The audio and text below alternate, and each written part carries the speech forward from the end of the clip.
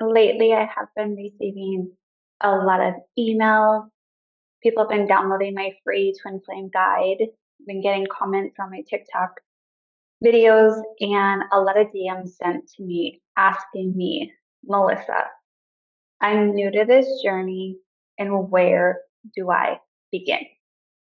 And if you're new to the journey or you're feeling overwhelmed and feeling called to listen to this video, then I invite you to join me in this week's topic because this is something that, looking back over the 8+ years that I've been on this journey, that these are the things that if I were to go back and take all the wisdom that I have regarding this journey and start all over again, here's what it is that I would do. And if you're new here, I want to welcome you. My name is Melissa, and I'm the Sacred Alchemist, and I created Sacredness Within You to help feminines from the twin flame journey rediscover this sacredness that's within them. And we've been initiated to this beautiful, beautiful dynamic.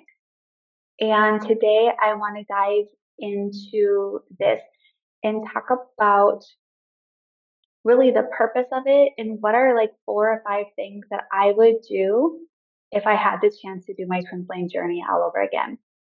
Because I get it, many of you are overwhelmed because there's so much information out there. And let's face it, not all information is good information. And if you're really honest with yourself, and wasn't always honest with myself, is most of the information that you're looking up is about your twin flame, about the masculine. Like, what is he doing? Why are they doing this? What are they doing this for? And why do they act this way?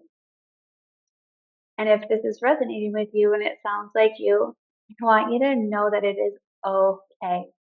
I have done it. Everyone else who's come before you has done it. And if you're watching this video, it's an opportunity for you to say, now is my time to choose differently because I didn't know any better. But before we dive into the 4 components that I want to talk about, I first want to remind each and every one of you watching this that the purpose behind your twin flame journey just isn't about the romantic connection. That is part of the journey, and it plays a really small role in your human existence. And I know for some of you that might trigger you a little bit because I remember, oh my God, the first like 3 years of my journey, my twin flame journey was everything to me. And over the past few years, I started learning that my twin flame journey is just part of multiple things that I get to experience as a human being. Because the purpose of our twin flame journey is to act as a super highway to our journey of ascension, to our spiritual awakening. Because as twin flames, we play a critical role in helping the collective shift its consciousness to anchor in codes of unconditional love. And many of you who are watching this will be leaders of new ways of how we do things. And so this is a catalyst for you to expand your consciousness. It is designed to activate you, not to complete you. And so I want you to remind you that your twin flame is not the destination.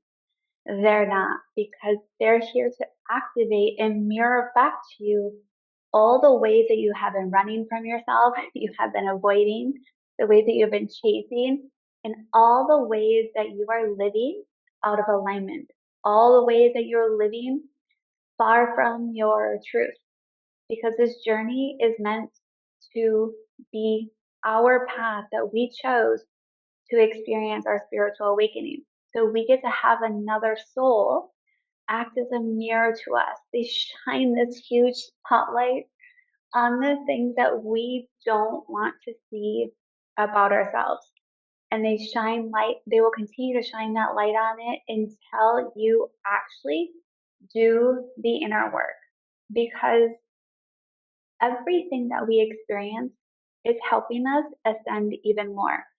Coming into a state of inner union is another level of ascension.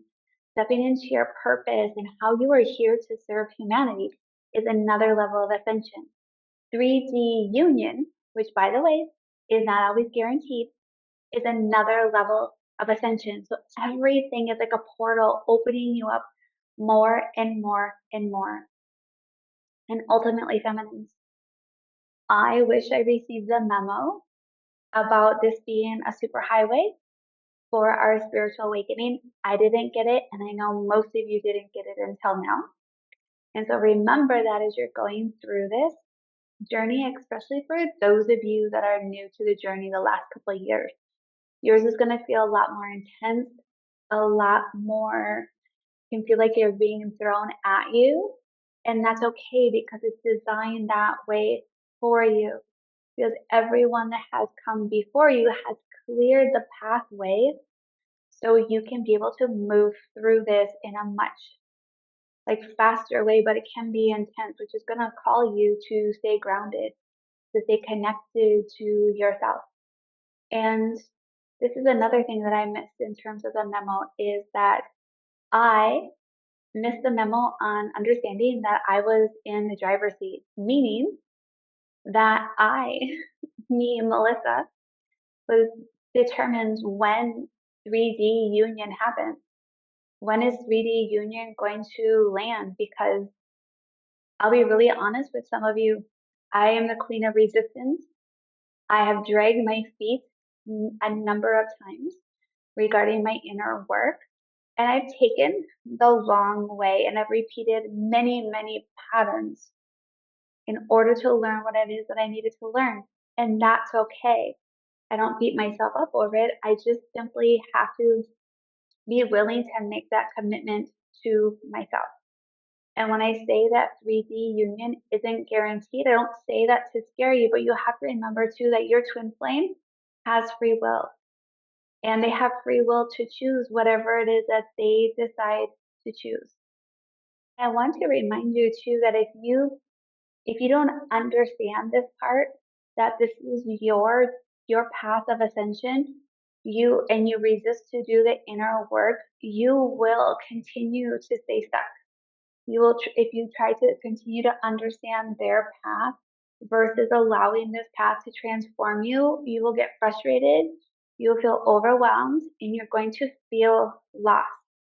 And so if you're ready to dive into see what these things are that I would do differently on my path if I got to do this all over again, we're gonna start with number one. The first one is the first thing we do as feminists, we make the core mistake of getting distracted by the masculine. And what I mean by that is we're watching videos, trying to understand what he is going through. We watch tarot videos, trying to understand, what is his journey about, what they're doing, why they're doing this. You're trying to understand what he's feeling. You're trying to heal his timeline. You're trying to see if he's learning what he needs to learn. And some of you might even trying to be forcing him to awaken, which by the way, you can't force anyone to awaken. And by doing all of this and focusing your time and attention on him, these are all subtle ways that you are self-abandoning. And this is probably one of the biggest patterns that us feminines have to work through in the very beginning of our journey. Because many feminines, myself included, have from the very beginning of our life have always put other people first. And so it's hard for us to choose ourselves. It's hard to turn the focus back on to us.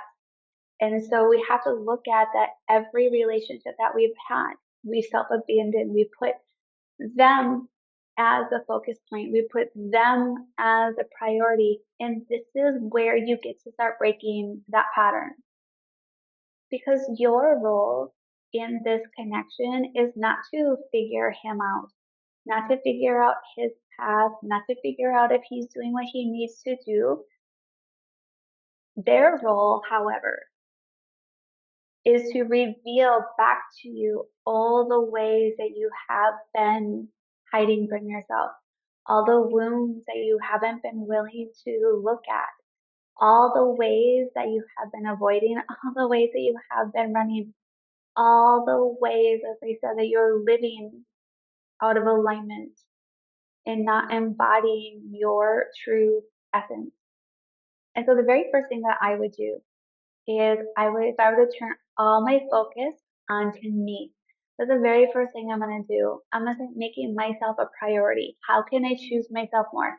How can I say yes to me and no to others? And that is even saying no to your twin flame. And I know for some of you that's so scary because you think if you say no, if you think that you put yourself first, that they're going to abandon you. And I get it. But I promise you, they will find their way back to you time and time again. So the very first thing is to understand your attachment style. And most of us that are the feminines, we would be considered more of the chaser, right? We're chasing after everything. We're grasping for it. We're trying to hang on to it. We're clinging. We're trying to do whatever it is that we can to make sure our twin flame is responding to us, connecting to us. And if you're more of an anxious person, we also too have some avoidant tendencies, and that's going to be natural. And what happens a lot of times too is one will become the chaser, the other becomes what we call the runner, and you may flip back and forth between the two.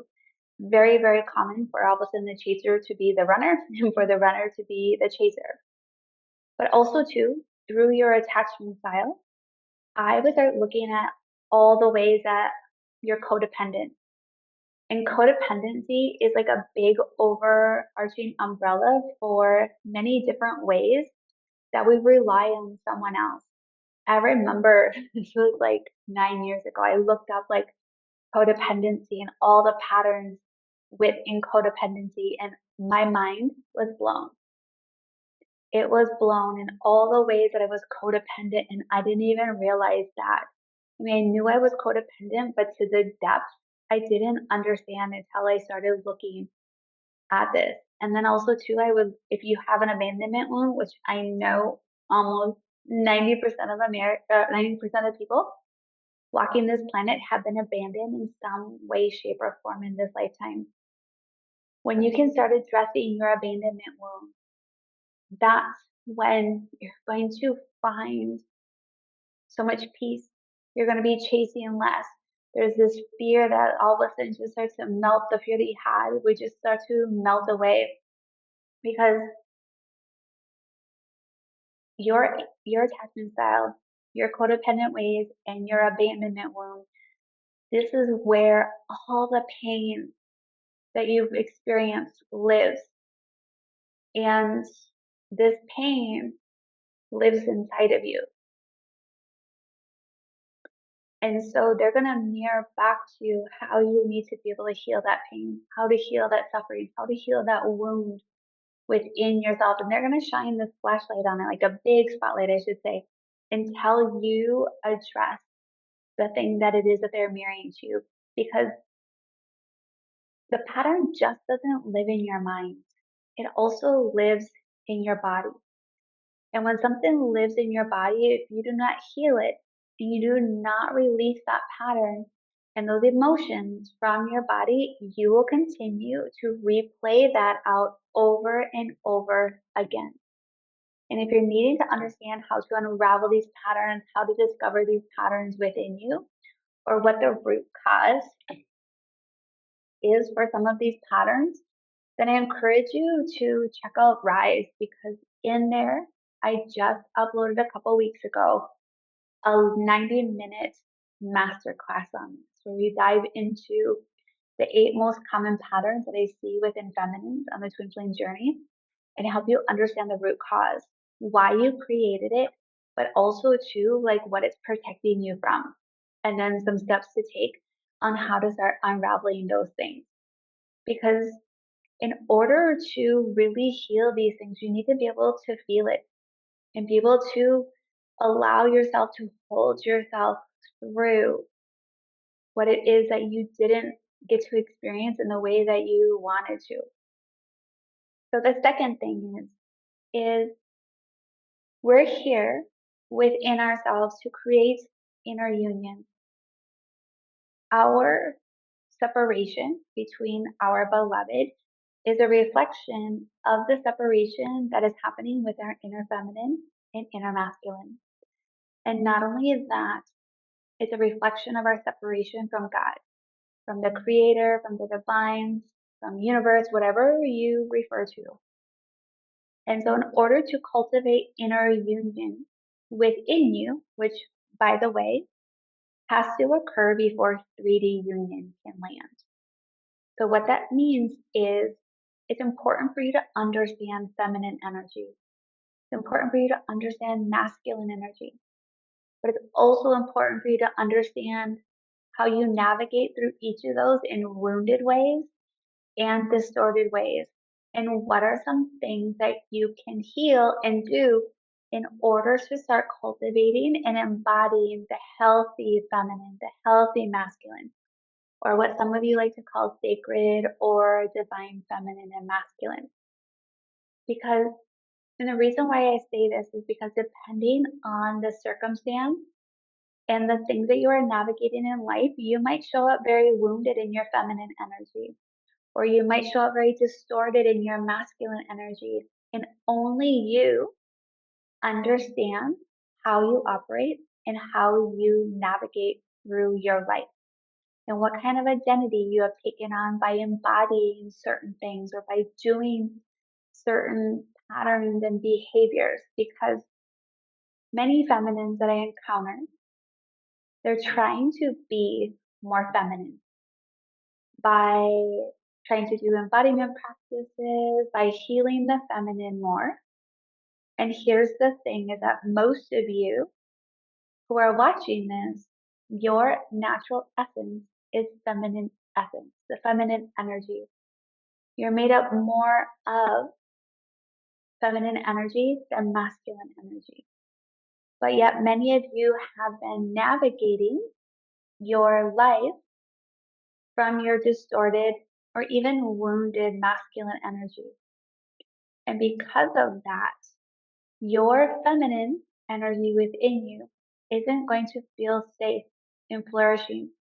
It's not going to feel safe for her to land within you and to start embodying that, because if the masculine within you is wounded or the masculine within you is distorted, there's no way that she's going to flourish and rise within you. Instead, start focusing on how you can start healing that wounded masculine within you and how to heal your distorted masculine energy and start cultivating healthy masculine energy within you through self-leadership, through emotional and body safety, by creating structure in your life, holding yourself accountable and responsible for things that are happening in your life. Because the bottom line is, if your feminine doesn't feel safe, she's not in a grounded presence of a masculine energy, she will not rise within you. It will be very difficult for you to embody that feminine essence. Third thing is looking at nervous system regulation and somatics, because somatics is about the body. Our nervous system runs throughout our whole entire body. We have our parasympathetic and our sympathetic nervous systems. Most of us have been caught up in fight or flight majority of our life, meaning we're in a constant state of chaos within us, a constant state of tension. And because of that, it can make it harder for us to really connect to our body. So with nervous system regulation and somatics, awareness isn't going to take you deep enough into your healing. So awareness does not equal healing. So what I want, for example, with the abandonment wound, I knew my whole entire life I struggled with abandonment. And I tried to hide this in every single relationship that I had. Because at the age of 10, I was abandoned by my father, and I loved my father dearly. So I struggled with this in every relationship. I was a common denominator. And when I met my twin flame, he amplified this within me to an extent where I could no longer hide it. And so I worked on the abandonment wound because just being aware of it doesn't equal healing. You actually have to go inward and heal that part of you. I had to go back and connect with my inner child, who her name is Missy. And I call her Missy because that's what people called her at dance. One of her favorite places to be as a child was to be at the dance studio. And whenever I connect with her, that's where she's at, because that's where she was the happiest. That's where she felt like she could be herself. And I had to sit with her and I had to hold her and I had to be the adult and the parent that I didn't have at that time. And then I had to look at all the ways that I was abandoning myself by people pleasing, by choosing others' desires and goals over myself. I mean, the list went on until this day. Little sneaky ways of self abandonment come in to show me where I'm still abandoning myself. And when you start healing that and you start releasing the emotions that you weren't able to express at that time, you then begin to release the pattern of it as well. But also too, when it came to abandonment, why it took me so long to heal that part was because it lives inside myself. It lives inside my DNA because it had been inherited for 14 generations. And that inherited trapped emotion of abandonment that I was still carrying wasn't mine, but my twin kept playing that out over and over and over and kept activating it within me. Because your body will continue to hold the pattern, the trapped emotion, the wounds, and the beliefs until you do the inner work. So if it still lives in your body, it will continue to be recreated over and over and over again. And this is one of the reasons why feminines stay caught up in looping, because they haven't released it from the body. And oftentimes we don't even realize that some things are inherited, which is why for me and all of my clients, energy healing has played an essential role in actually healing the things that need to be healed, such as my abandonment. So to give you an example of how this works is you get triggered, right? So you message your beloved and he doesn't respond. You start to get anxious or you're first triggered because he hasn't responded. Maybe you saw that he read the message but never responded to you and days go by. You're triggered because you're thinking, I know he responds to everything on his phone because whenever I'm with him, he responds to people's messages right away. So it triggers you. It creates anxiety within you because you're thinking, he's abandoning me, he's chosen someone else, he's doing this, he's doing that. Like your mind is racing, right? So then this part of you reaches out and you want to reach out to them because you could feel them potentially pulling away. And for you, you're wanting connection, especially if you're the anxious type. And when you reach out, this is typically from a place of need, separation, and lack. And then after you send that heated text message, and I've been there, you then have regret. And so when you can start breaking this pattern, you get to then start choosing differently. So if you send your beloved a message and they don't respond, instead of like allowing that anxiety to take over and be in the driver's seat, to sit with that part, to sit with that anxiety, the thoughts that are racing in your mind of what could possibly be happening. And let me tell you, majority of the time, all the things that are coming through in your mind aren't actually the truth. Because a lot of times when you reach out from lack, you're reaching out from separation, you're reaching out to create connection, whether your beloved is aware of it or not, they can sense it and they will usually not respond. And so it's an opportunity for you to start choosing differently. Instead of trying to reach out, how can you connect with yourself more? What is it that you are looking from them that you need to start giving to yourself. And so this is regulating your emotions, feeling your emotions, but not allowing them to control your actions, not allowing those emotions to control your next step, because you're going to learn how to respond versus react. And when you sit with these sensations, this is when you start breaking the pattern. This is when you start releasing it from your body. And this is how you start cultivating trust in yourself, safety in your body, and showing up for you.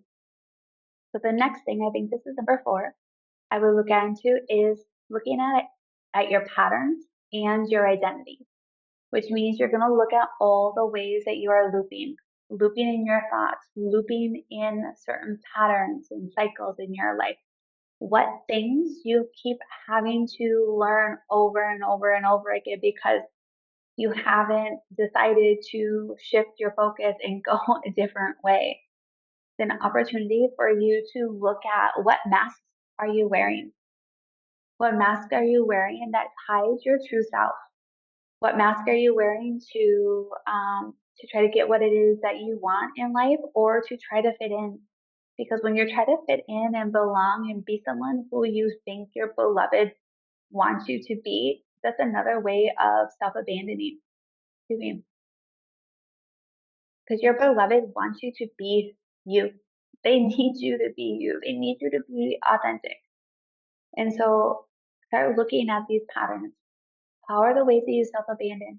What masks do you wear? And what things do you keep looking or keep looping into, because awareness starts to break the illusion of separation, the illusion of what is actually happening. And embodiment breaks the pattern.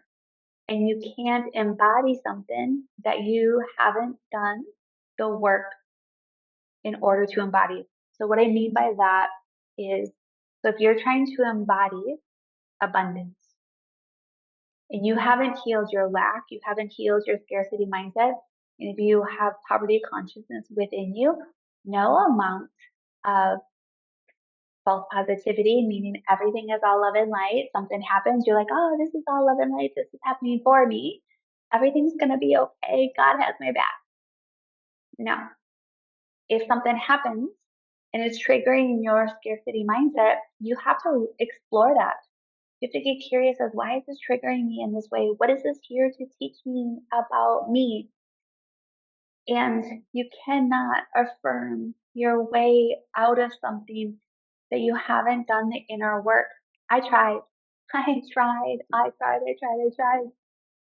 And it doesn't work because it doesn't feel safe in your body. It doesn't feel real in your body because you have patterns within you that say otherwise. You have limiting beliefs within you that say, no, that's not true for me because this is what I witnessed. And remember, your subconscious mind is running the show. 95% of what it is that you do every single day is run by your subconscious programming. And so there's no amount of affirmation and false positivity that's going to land embodiment within you. Because if you want to be abundant, you have to start carrying the abundance frequency. You have to start embodying the abundance. And that requires inner work.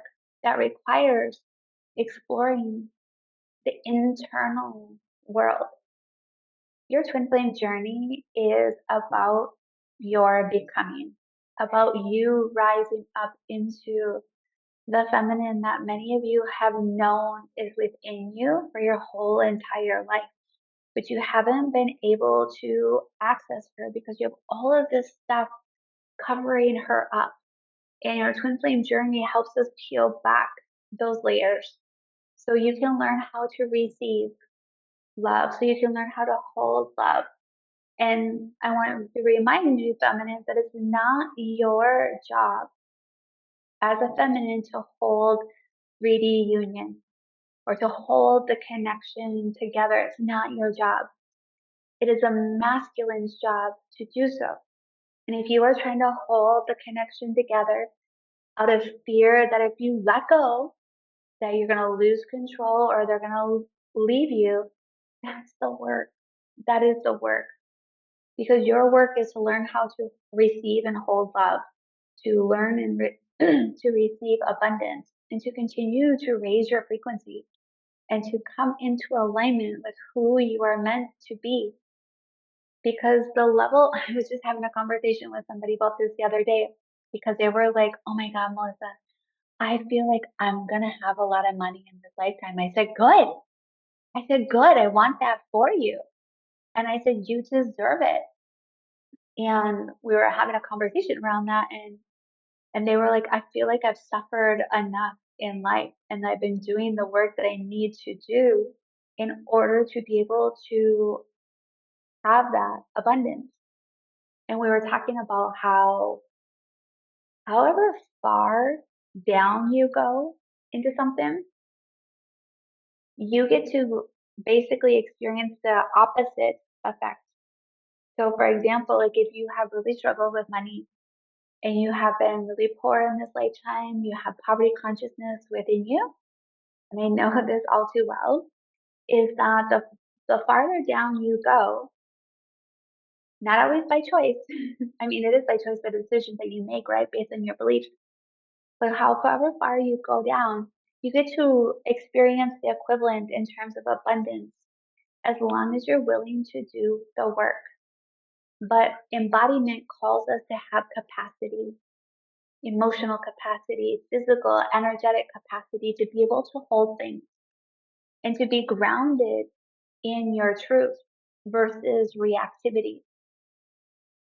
Embodiment calls us to regulate our emotions and not to allow our emotions to make the decisions and not to be in the driver's seat. And when you start using your connection as a mirror, both good and bad, you then begin to see these parts of you that you have been hiding from yourself and from the world.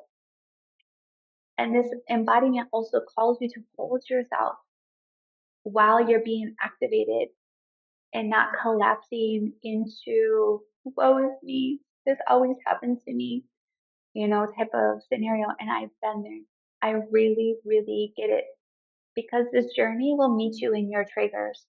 This journey is going to activate everything in you that has been hidden, including some really, really incredible things. Because at the end of the day, when it comes to this twin flame journey, it's not about what you know. It's not about how much you know about this twin flame journey. And honestly, if you're caught up in trying to know all that you can before you start taking action in your twin flame path, that is actually a trauma response. And that's a pattern you have lived out your whole entire life. And it's calling you to let go and to trust that you will find all the information that you need to know regarding this path at the right time. Because you don't need to know everything about this twin flame journey in order to navigate it and to heal and to come into a state of inner union. And when you can take all that energy that you've been pouring into watching videos, watching tarot readings about the twin flame journey and your twin, what they could possibly be doing, you're taking away from you. You're leaking your life force energy. So I encourage you to allow every trigger to show you the parts of you that have been dying to meet you. And when you do, that abandonment that you suffered from in this lifetime, you're going to be able to let that go. And when you can start meeting all these parts of you that just want your love, your attention, your approval, your validation, the easier this journey gets.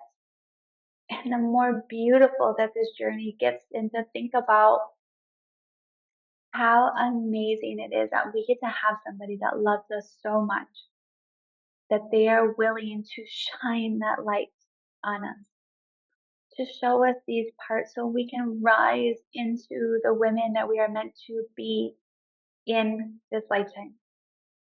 And by listening to this video and you're realizing that this connection is deeper than just the connection, that this journey goes beyond what it is that you realize, I want you to know that that is okay. That is a step in the right direction, because really what is so important on your path is to create a solid foundation in your path, in your personal path. Because when you do, when you start changing your personal path, it starts shifting your connection. It starts shifting your divine masculine. And to remember that you are in the driver's seat. And when you can cultivate that inner foundation and the support that allows you to navigate this journey without unwavering, without abandoning yourself, without, you know, trying to control things, I promise you this gets easier. And one of the things that I have done, if this is resonating with you, is I've created this amazing 12-week program that I'm launching in June. It's called The Sacred Beginning. And this is where we build that foundation. The foundation that I never had, that I had cultivated within me years after being on this path. And it's for the feminines who are ready to stop losing themselves in the connection. And I get it. I was once there. Just like I said, this connection was everything to me. It was my whole entire life, my first few years of my journey. And it wasn't until the last few years that I started realizing that my twin flame journey is part of my human experience. And if you're ready to understand and regulate your emotions and your patterns, to start building a secure relationship with yourself and trusting the inner knowing, the inner guidance system that's within you, trying to help you navigate your journey or work with your triggers instead of repeating them, and using your connection as self discovery to be able to cultivate inner union within you, then I encourage you to check out The Sacred Beginning, because this is the space where we start doing that sacred work. And if you're feeling the pull to root yourself into this journey, then this is where it's going to happen. And my waitlist for The Sacred Beginning is open.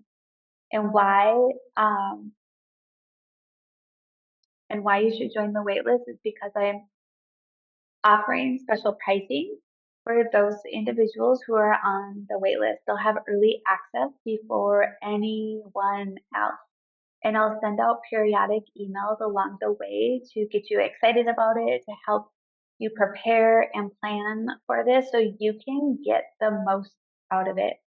And it's a 12-week live program. So we meet once every other week for about an hour and a half to 2 hours. And we're going to be deep diving into various topics of the twin flame journey. And I put together a blueprint of basically what I would do differently on this path in depth. Because this journey was never meant to pull you away from yourself. It's meant to bring you back to yourself. And if it's pulling you away from yourself, that's where the work is calling you. And if this is resonating with you, then I want you to comment beginning down below and tell me where you are on your journey. Because if you're in the beginning stages and you've been on this path for less than a year and a half, you're still in the beginning stages. And I want to be able to honor you and support you on your path along with others that are in the community. And so I just want to remind you that this path is to bring you back home to you. And if you got something on this video, then make sure you give it a thumbs up. So then that way it gets out to others who are needing to see this video as well. But don't forget to follow and then comment down below. And I'm sending you all so much love and light. And I cannot wait to connect with you in the next video. And until next time.